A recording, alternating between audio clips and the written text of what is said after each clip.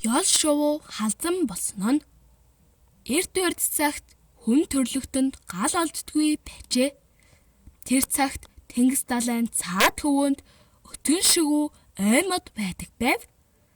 Нэг жил тэр их өтгөн ой шугуун салаан мөчрөр нь хоорондоо үргэлжснээс болж гал гарчээ. Далайн наад хөвөөнд амьдардаг хүмүүс галын цагийг авах гэж тун их хичээгээд авч чадсангүй. Олон амьтад галын цагийг авах гэж Тэнгис далай гатсан боловч авчирч чадахгүй байлаа. Хамгийн сүүлд ёл шувуу би очиж тэр цагийг аваад ирээ гэж хэлээд Тэнгис далайн дээгүүр нисэн отовгно. Ёл шувуу Тэнгис далайн цаад хөвөөнд хүрээд галыг авч явах гэсэнд хийхсаа олдсонгийн тул толгой дээрээ тавиад буцаж нисэв. Галын цаг халан алсаар ёлын толгойн өдийг хуугалж түлжээ. Ийхүү ёл шувуу хүн төрлөختөнд гал авчирч гисэн гавьяатай бөгөөд галын цогонд өдөө хуухалснаас болж толгой нь халзан босон түүхтэй юм гэдэг.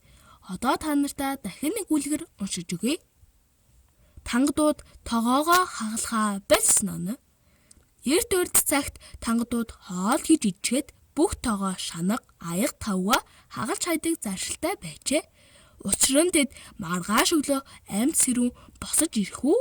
Эсвэл үгүй ч юм уу? Хэн мэдэх вэ гэд хагалдаг байж гэн. Тэгээд маргааш нь амьд босож ирвэл дахиж тогоо шанаг, аяг тавг худалдаж авдаг байж гэн. Нэг удаа хэсэг тангад Монголд иржээ. Тэд монголчуудыг орой унтахынхаа өмнө хоолоо хийж ичгээд тогоо шанаг, аяг тавга бүгдийг нь сайхан угааж цэвэрлээд үлдсэн хоолоо маргааш өглөө идэн гэж тавьж хонохыг үзээд энэ монголчууд чинь яасан мэргэн ус вэ? Маргааш амьд зэрүүн босож ирэхээ мэддэг ухаантай ус байна гэж хэлэлцээд бид ч бас ингэж байвал болох юм байна гэд түүнээс хойш хоолоо хийж ичгээд тогоогоо хагалгаа болсон юм гэдэг.